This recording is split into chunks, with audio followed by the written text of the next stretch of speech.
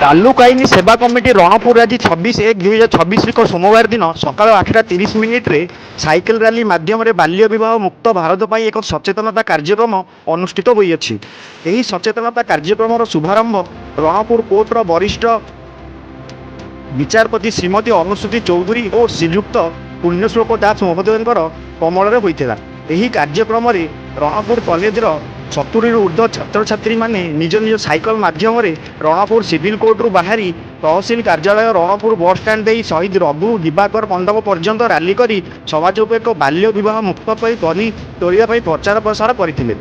रणपुर थाना अधिकारी द्वारा ट्राफिक व्यवस्थार कौन असुविधा न होगा व्यवस्था यह कार्यक्रम रणपुर बार एसोसिएशन आईनजीवी मैंने अंशग्रहण करते। रणपुर बार एसोसिएशन वकिल सुदर्शन मानसिंह, श्रीकांत कुमार साहू, सुभाष चंद्र जेना, कृपा सिंधु बेहेरा, प्रियव्रत प्रहराज, हेमप्रभा मिश्र, शत्रुघ्न पाइकराय और सत्यरंजन मत्ता प्रमुख अंशग्रहण करते।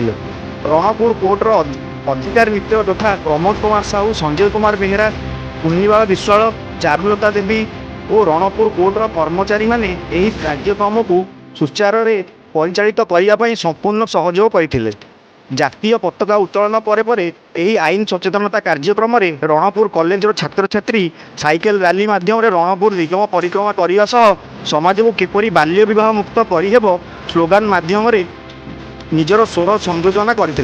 रणपुर विपिन प्रहराज का रिपोर्ट, ओडिशा न्यूज।